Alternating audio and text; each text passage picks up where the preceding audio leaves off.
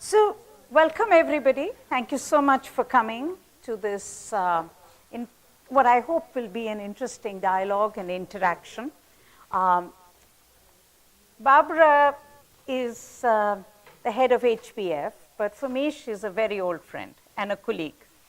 We have been together in what we would today call a desperately seeking environmental movement, which is looking for answers given all the changes that are happening in the world. But it's clearly, you know, when we met in the 80s, I think we were younger, but definitely, yeah. Yeah, but we also had a great sense of, I think, I keep thinking about it as our age of innocence. You know, when we really, you know, at Rio, subsequently, there was a sense that the world would get this right, that we would somehow manage to deal with the environmental crisis as it was beginning to emerge, that country leaderships would rise to the call, as it would say, and that we would fix it. And, you know, the reason we are here is that she has written with her colleagues a fascinating book, which let me advertise to all of you, and I hope you will read it. It's called Inside the Green Economy, and that's what we will discuss this evening. And, you know, when I read Barbara, and I think is how much we have really shared these experiences over the years. And that's why I thought this conversation will help all of us to understand how do we see the nature of the environmental discourse today? What do we see has really gone wrong in the last some years? And what do you, me, and all of us see as how can we change things for the future? Because we do have Trump, and he will change the world as we know it forever. And we need to be able to find some smart ways of being able to deal with that. So given that, let me start with asking you to explain to us, what have you written inside the green economy? And what are your sharpest criticism of the environmental discourse up till now? Yeah, first of all, thank you so much for being with us tonight. And you can imagine, I very much would like to thank you for more than 30 years of close friendship. And I really feel the same as you do. It's friendship, and we feel like colleagues. When we met yesterday evening, it was like we didn't see us only some years ago. Some years ago, but it was as if we have met all the time. So, and this is, I think, what I call the universality. We share, very much so, the universality of being human beings, that share values, that share common perspectives, and this is great for our long extended cooperation between India and Germany, HBS, and many great Indian people, and it's great to still continue the friendship with UNCSE. When it comes to our book, we are a political foundation close to the Green Party. And some people might be a bit confused or something like that.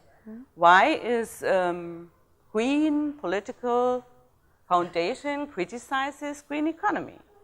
Everybody thinks we are very much in favor for a green economy. Yes, of course we are. We need definitely a different economic perspectives. We need completely redefine the economics, that's for sure. When we started, that was around Rio +20, we, my two co-authors and myself, we looked into the concepts that were coming up by United Nations Environmental Program. We looked into what the World Bank has brought up under the term of green economy, and we realized that the EU is starting to come up with own green economic concepts, very much so the OECD, and we would we were interested, what are they going to say, those institutions, because we definitely are facing multiple crises. We face inequalities between countries, within countries. We face climate change. We face loss of biodiversity. We definitely transgress planetary boundaries in an extent, I would say even say irreversible extent. And so we were glad that some institutions were coming up and telling us what the green economy is all about. And we all of a sudden realized, no surprise, that we clearly could see that they have a very, very narrow understanding of the transformation we have to undergo. They come up with I would say, a good description. We cannot go with business as usual, as we have to take action. Business as usual is not an option anymore, mainly linked to the fossil fuel-based economy. That's fine, we share this. But when they offer then solutions, they are definitely falling short. It's not at all what they brought up, it's not at all a redefining of economy. They really do not take seriously into consideration what does it mean to develop, or what does it mean to continue with prosperity, whatever in North and in the global South. When we are in a when we are living in a climate constrained world, they are creating a very, very optimistic picture that we only need a little change and then we will fix all the problems around. We will fix the climate change via renewables, etc. And we will fix very much so everything via technology. It's a very tech fix-oriented program they are coming up with. Technology will solve our problems. We need definitely technologies for a more efficient economy, that's true. But we definitely, I think, do not need a technology that tries via geoengineering to save or to solve our problems. They are very much, of course, market-oriented. What we heavily and extensively criticize is instead of redefining economy, they are redefining nature. And they frame nature as natural capital. And this is something we very much criticize, because I think instead of rethinking economy, they even consider to further the economization of nature. And within the climate context and within the debates, international debates on loss of biodiversity, there is a new mantra out, put a price on carbon, and very much only a carbon metrics perspective. And while fixing a good price on carbon, we will again solve the environmental crisis, the crisis of natural depletion, etc. And the book very much criticizes the techno fixes, very much criticizes the further monetization of nature.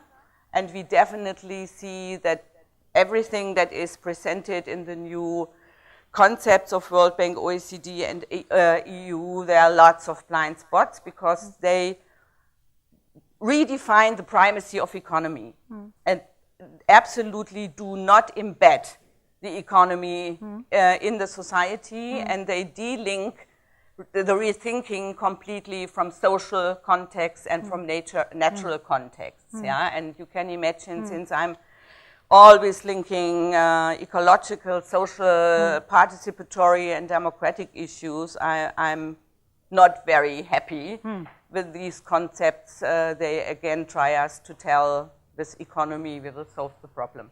No, absolutely, Barbara. And I think that's why, in some senses, we need these critiques of the environmental movement. I mean, I am also, and it's always interesting for me how similarly some of us think in this movement. But you know, for the past some years, I have also been critiquing the environmental movement exactly for these reasons.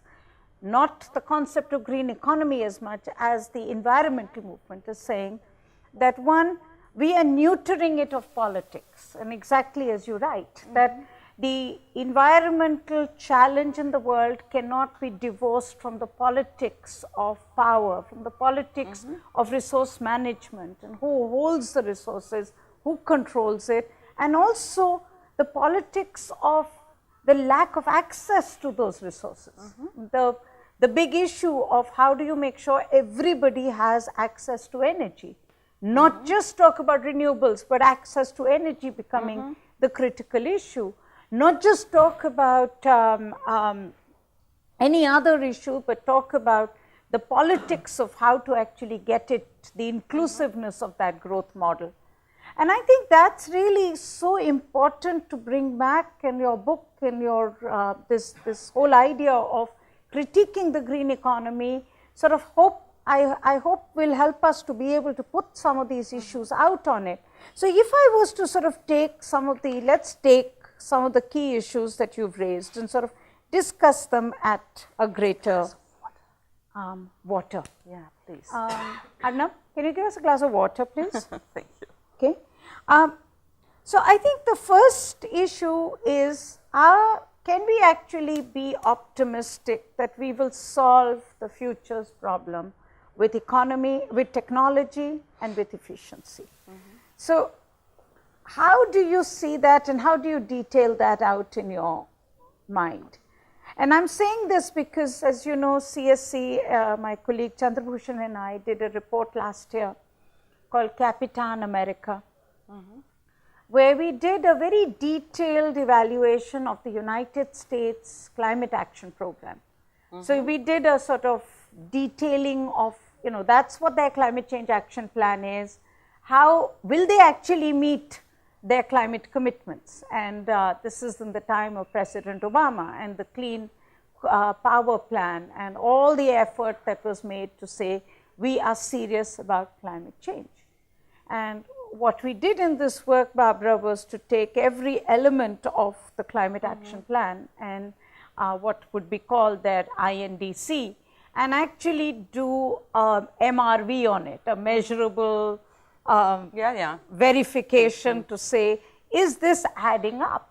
And what shocked us was when we looked at the energy system, the transport system, the building system, the agriculture system, all the different sectors of the US economy, what came out very clearly in our report was that all these were not adding up because the US was not talking about consumption, was not talking about the price of energy. So as their cars became much more fuel efficient, as they did, the net result was not reduction of emissions because they just drove more. As their houses, as energy appliances became much more energy efficient, and as energy became, and house technology became much more efficient, their own data shows that in each generation, Americans have built bigger and bigger houses. So you build bigger and bigger houses, you buy more and more appliances. So all the effort that you make in reducing the energy efficiency actually gets negated. And this is such a difficult issue to put on the table because nobody wants to hear this. Yes. In technical terms, you are talking about what is named rebound effect. Yeah, and I found this extremely important for the debate. Definitely, I'm not talking about the US, but talking about my country, Germany, and Germany is very much bound in carbon, not only via the energy sector, but very much so via our consumption, transportation. The agriculture is very much bound, carbon bound as well. We are, for example, definitely a champion in renewables, and we definitely increased the share of renewables in our energy mix, but at the same time, we are world champion in burning lignite, because we have still a lot of lignite reserves in the country of state of Brandenburg, where a member of the state parliament is present here. She can speak up. You know, we have still a lot of lignite reserves. So we are burning it, you know.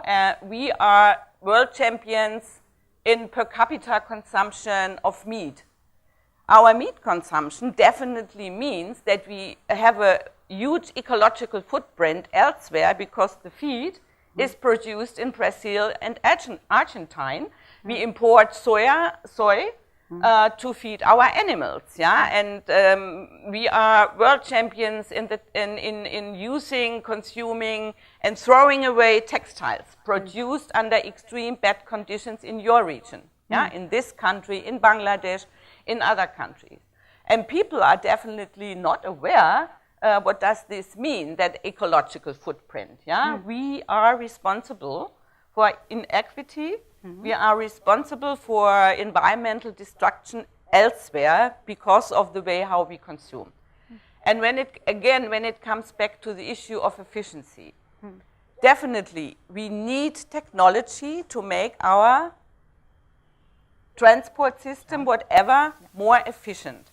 But the illusion is, and this is the rebound effect you described so nicely, at the moment, more than the half of what we save via efficiency is absorbed by expanding consumption.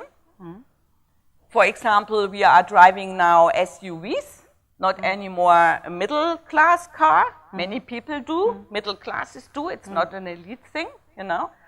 That definitely consumes more petrol. That's one point. We are living in bigger apartments. That means we have to pay a higher oil bill or whatever. And people are not very much aware of this rebound effect. And we try to keep on telling that we really have, if we are really able to reduce the intensification, how intense our economy uses carbon on all levels, Intensity, thank you, sorry for my English. Carbon intensity, we have to reduce it far more from what we do right now, you know, and we are locked in so many, like in the transport sector, we more think in efficiency of the combustion part instead of thinking in alternatives, come up with new mobility concepts, how can we make better use of public transportation? What can be done around the issue of bicycles, whatever, in big cities?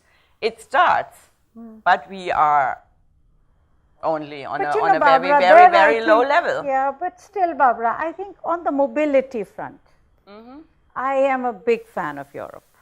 On your power front and your lignite and coal, and we'll come back to that, I am not such a big fan. But I do feel, and this is a lesson where we need to learn. I mean, every time I go to Berlin, I have to say, I love the fact that you have really created a city which has an ability to be able to move without a car. You can still take a car because you're crazy, but you don't have to. And that's, you know, to me, that's the dream we are pushing for. My colleague Anumita and I, as you know, we work a lot on air pollution in Delhi. And our biggest issue of air pollution is vehicles. Now, when it comes to vehicles, what is very clear to us, and this is where I find the discussion that you're having and we are having so important to have, because we need to put this out to the world so much more clearly. In Delhi, today, only 15% of Delhi drives. Only 15% of Delhi drives. And yet, we have congestion and we have pollution. Okay? And we are at a situation where 26% of Delhi is already under roads and flyovers. So you cannot even say that we have a stated goal of saying 33% of India is going to be under forests. You're creating a concrete forest and saying 26% of my city is under roads and flyovers, okay?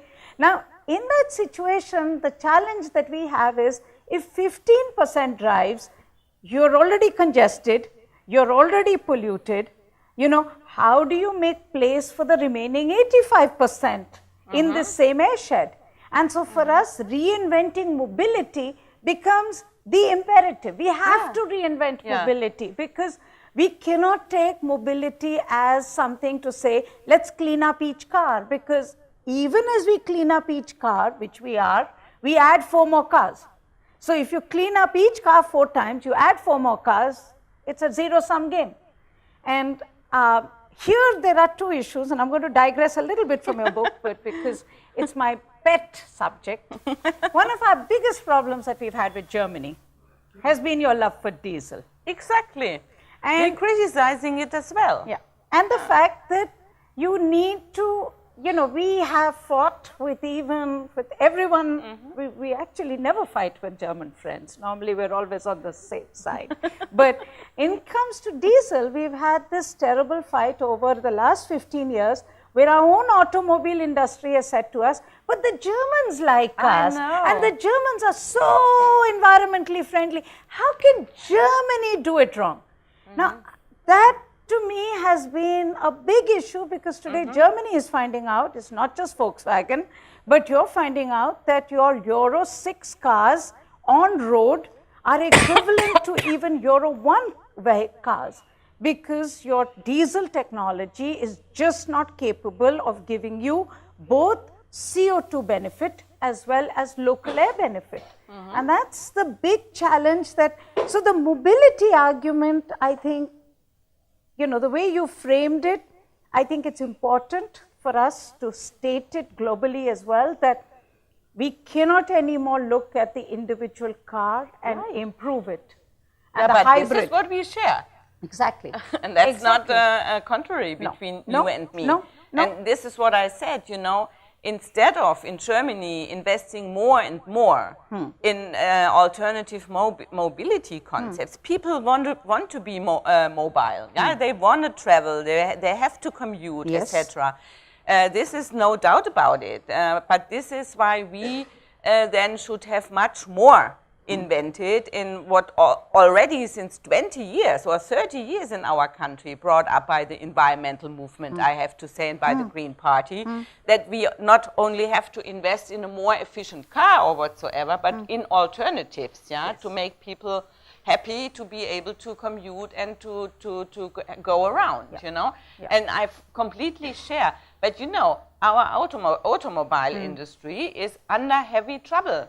Because the diesel export, be it to the United States or to your country or to China or whatsoever, is now heavily under attack because of the scandal. That's one point, because we were betraying millions of people offering quite a clear car, and we were betraying the consumer, very much so, and meanwhile, in Germany, there are many good background articles around that show you since when, for example, the bosses of VW knew what's going on, and they agreed to use that technology, betraying the people and coming up with better CO2 measurements. The cheat device. Yeah, exactly. The defeat device. And there is another point, you know.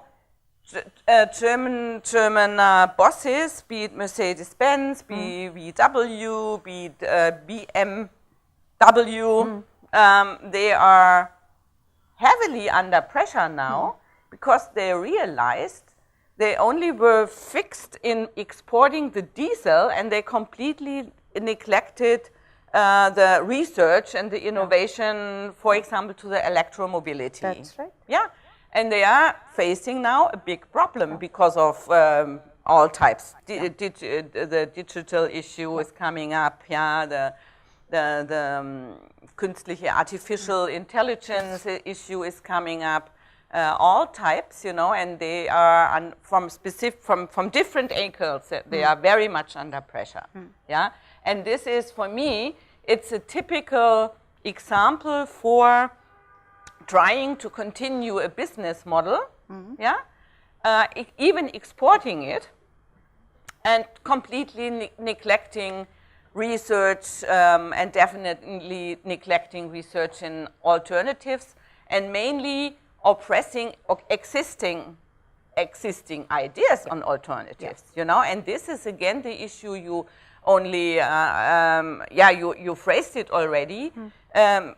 If you ask me in which crisis is the environmental movement, we are very much stuck in power games taking place everywhere. And what we have to do is to analyze the power structures behind all these business models and behind all these constructions. And this is for me, you know, I'm very much in favor for renewables, mainly wind and solar. But if this technology is not embedded in social and in rights-based approaches, we are really getting into trouble.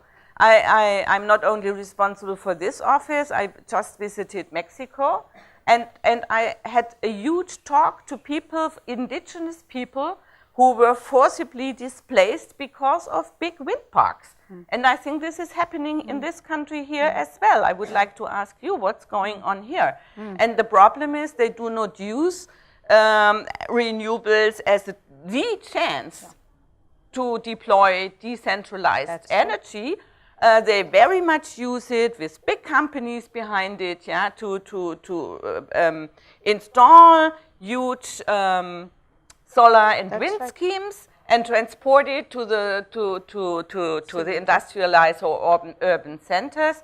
And it's like with the big dam or other schemes. The people, the local people have nothing. They are forcibly but that's also evicted. because, Barbara, they are evicted, and at the same time, they even do not get access to energy. What is it? This is absurd. No, but this is exactly, and so important to put this, you know, front on, because for so long the world has talked about renewables as if it's a new god, without really talking about why renewables, for whom renewables, and how renewables. Exactly. Okay, and the fact is, in India today, and just like Mexico, you have a massive problem of energy, lack of energy access. We have energy poverty in this country, and you know, for most of us who have not faced energy poverty, we have no clue what it means. I mean, the fact is you have no electricity for any of your basic needs. You have no electricity when it's really hot in summer. You have no electricity to study. You have no electricity to cook. Even now, today, women are using the worst kind of cooking fuel and damaging their lungs as a result of it. Energy poverty is debilitating, it is inhuman, it is completely unacceptable. And yet, we have talked about renewable energy as a sort of, you know, that's an end in itself. And I think it's so important that we make this connection, that we are talking about renewable energy for energy access. And I have to say, in India, and I mean, Rakesh is here, he is one of India's foremost wind energy expert, I would say. And I think we have grown up in this country. We have been able to now begin to understand more and more that renewable energy for what? And still now we do have this chasing the target that we want more renewable energy. We want more solar power. We want parks of solar power, using large amount of land, feeding into the same leaking grid, and not being able to supply energy to large numbers of people. But we are beginning to say today that yes, we need to be able to connect the two, that is clean energy for energy access. But that's really, as you very correctly said, and I think that's what I'd really like to discuss, is how do we change the business model for that to work? Because at the end of the day, the reason we do large solar power is because the same Enron or same exactly. Siemens NTPC is very active in Mexico, for example. They know how to build big, and they are building big solar, they are building big nuclear, they are building big coal. So there's really no difference, you know. And I remember having this very interesting dialogues many years ago with this remarkable German man who died, who was not in the Green Party, he was actually a social democrat. Who wrote, the solar pope, I would who say. Actually opposed the solar parks that were coming up, the German big solar parks. And how can I forget his name? Come on. Many Germans. We're all getting old. Yeah. He was remarkable. He was a German politician. Hermann Scher. Hermann Scher. I made it. And I remember when I discussed this with him, and it was some years ago, and I didn't know what he was saying. I couldn't figure it out because it seemed like, oh, so, you're just fighting, solar is solar, and how does it matter you make it in Algeria and you bring it to Germany, or that you do decentralized solar? And he kept trying to explain to me that, no, there are different business models, and one will work for the small and one will work for the large. And I have to say, I remember him so much now, because as I worked more on solar in India, I mean, when Shyam was at the Prime Minister's office and we did the solar mission at that time, even we didn't quite understand. We knew that small was important, but I can say with great confidence that we hadn't placed it in the imperative of energy access. But as this country has moved on renewables, I think we ourselves are now getting so uncomfortable saying, what is renewable for? And how do we design a business model which will actually meet the needs of the poorest in the world? And remember, Barbara, and I think that's where I like what you say in the book, this whole very loose talk about win, win, win, win, win, win. I can't hear it solar anymore. is more expensive. It is still more expensive. Yes, we need to make coal more expensive. We need to make lignite more expensive. We need to make sure all that disappears, but still solar is more expensive. So how do we fit it into our real world, where in India today, Barbara, and something you must recognize, we are going through a real big crisis. We have an oversupply of power. We have a situation where the cheapest power, which is coal-based power, is too expensive for the poor of India. And we are today talking big words saying we want the poor of India to get solar. I mean, what are we talking about? So I think that's really, to me, the crux of the issue that you have talked about, the business model. How do we reinvent it? And how do we find ways that we can actually do what we all want, which is get the poor in the world actually access to that energy, so that they don't first have to do coal, they can actually move, leapfrog to the cleanest. And that's the big issue. Yeah, but then we have really to consider what are the instruments, to make that access happen. And for me, it's very much, it's not only about access, it should be really rights-based. Yeah, how are we able to, and for example, in Germany, we have a very nice saying, energy in citizens' hand. Yeah. And this is the big story about solar and wind, because it started to decentralize it, and getting rid of these monopolies and oligopols who, via the grid. The grid is not only transporting power, but it's very much the power for only a few, dominating the whole energy system. And the strength of renewables is that you can really install it in a decentralized manner, and it's owned by the people. It's owned by the people and not by big business. Absolutely. And this chance is not anymore looked at, because, and even in Germany, we have new legislation that weakens that approach, to leave the energy with the people. We have a lot of, in Germany, we have ordinary people doing energy business. My friends have a panel on the roof, and they not only use their own energy, but via feed-in law, they put it into the grid, and they even can make money out of this production of solar. And this is a business model for villages as well, And definitely, and once again, why I think we are losing this battle everywhere in the world, since the big companies got interested in that renewables, And the problem is, using it that way, it means to undermine the acceptance of the renewables with an ordinary people, because the ordinary people still losing. Yeah, so this is something I'm. You know, when you say this, But how to get this back to the people? So let's discuss no, but this. we can. I mean, to me, you know, there's a great parallel, Barbara, in this is India's water management strategies. So before the British came to India, we had community-based water management strategies, where every village in India had a pond, a tank. Every home in India, in the desert areas, actually used their roof.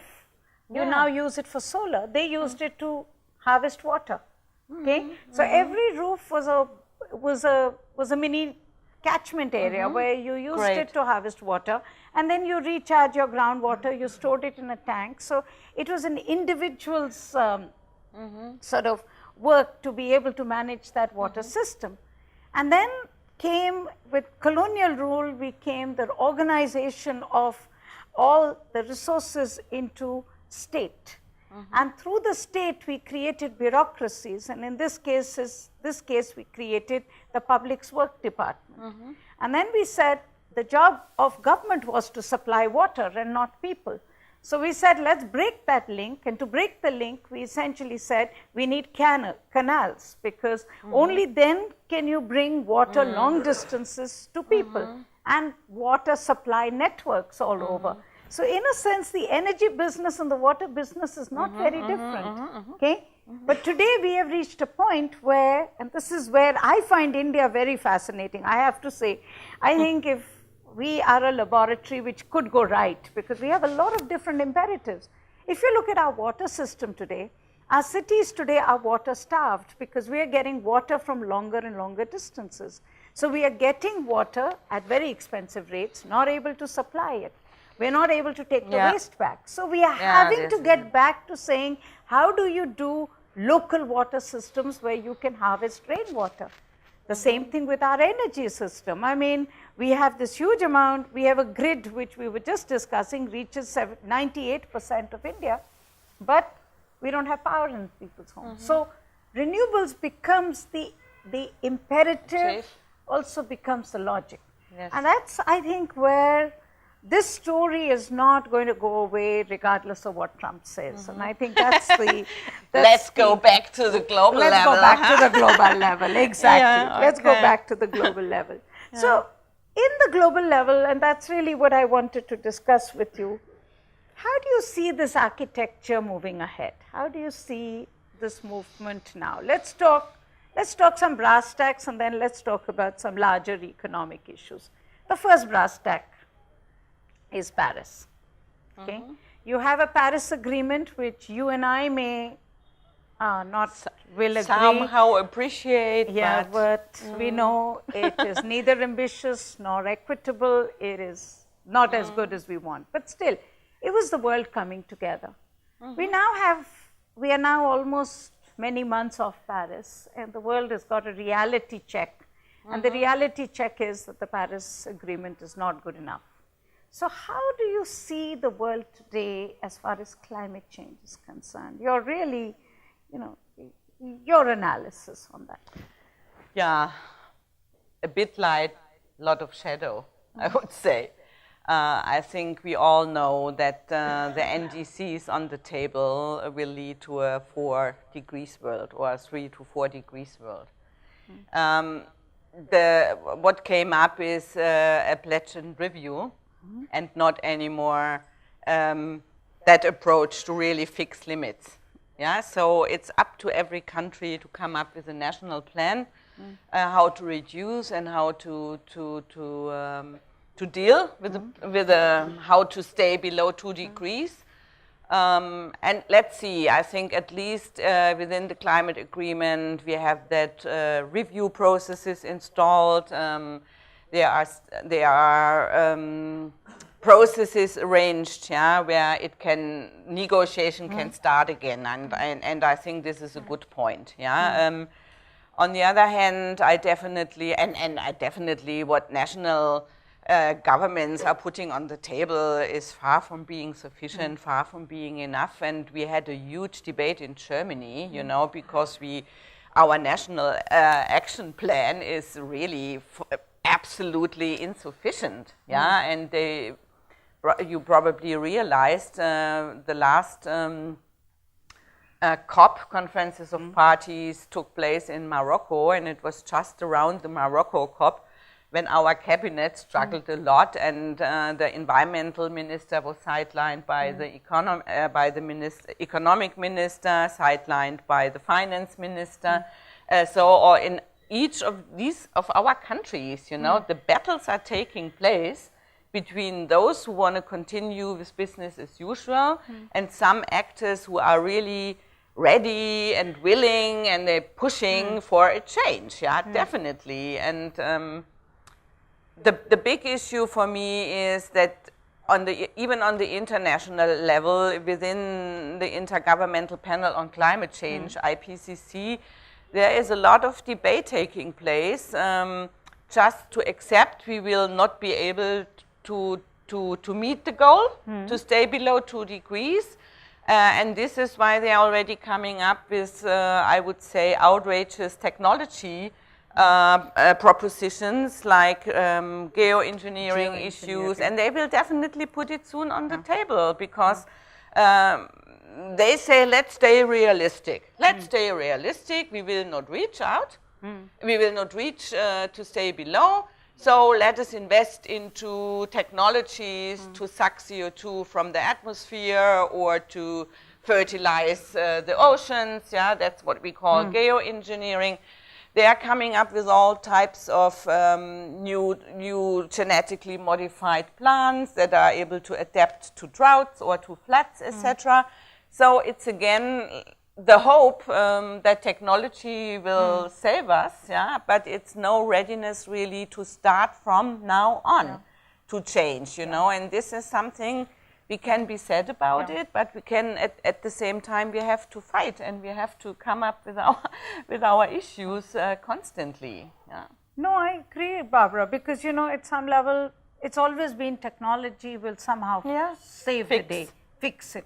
But if you think about it, and you and I have been long enough in this, the climate change debate started way back, and in 1990 when we were together talking about this at the prep comms, and then subsequently at the Berlin COP and everything else, there was this great hope that we had that yes, something will come, some miracle will come and it'll just go away. And yet if you think about it, and I've thought a lot about this because I've also, you know, what has actually happened over the last many years? There's only one big change the world has seen. It's been shale. Okay? As an intermediary. And it's an intermediary. It may be good for us because we need gas, because we have a crippling air pollution problem, but it doesn't save the world as far as climate change is concerned. So I think if unless something really dramatic happens between now and 2030, which is something needs to be on the horizon for it to happen, there doesn't seem to be anything to happen at the scale and the pace at which climate change is happening that any technical fix will work. And I really appreciate, therefore, the dialogue that, I mean, the discourse that HBF and, you know, the German Greens have been sort of, you know, pushing to say we need to get real. And we need to talk about these things with a much greater sense of appreciation that the world is in trouble. Because if we don't, we you know, I keep saying all the boys want to be men and the men want to play. There's never going to be anything, because we'll all want, all our governments are going to say, oh yeah, we are boys today, we're going to be men tomorrow, we'll do the same thing. The men will keep playing and the world keeps being in trouble. So I think just the discourse, but the question then is, and I want to ask this before I ask the audience for also some comments, questions, issues they want to raise. Really, how then, I mean, and maybe I should reserve this for the end and have you think about it, because it's something that bothers me a lot as well. We have a crisis of globalization today with the richest countries of the world saying we want deglobalization. I call this the revenge of the rich, where the rich are saying we're not rich enough, we want to be richer, okay? But you have a divided polity in Europe, you have a divided polity in UK, in the US. you have inequity that has grown, you have marginalization of the rich. The economic system which was supposed to fix things for the rich has not worked. We are now inheriting that same economic system. And at the same time, we have a situation where you will have artificial intelligence and you will have automation at a scale we have not seen. So the New York Times had a recent headline, which I think Mr. Trump should have read, which is, China is not the problem, but artificial intelligence is. So if you're looking at labor and you're looking at employment, then... And who is going to substitute what? Exactly, that's the issue. So I think given that area, let's sort of, I think, it'll be nice if before we end today, both of us think about, and we'll share it with all of you, where do we see? But before I do that, let me ask this audience here on comments, issues, questions that you would have to Barbara and to me.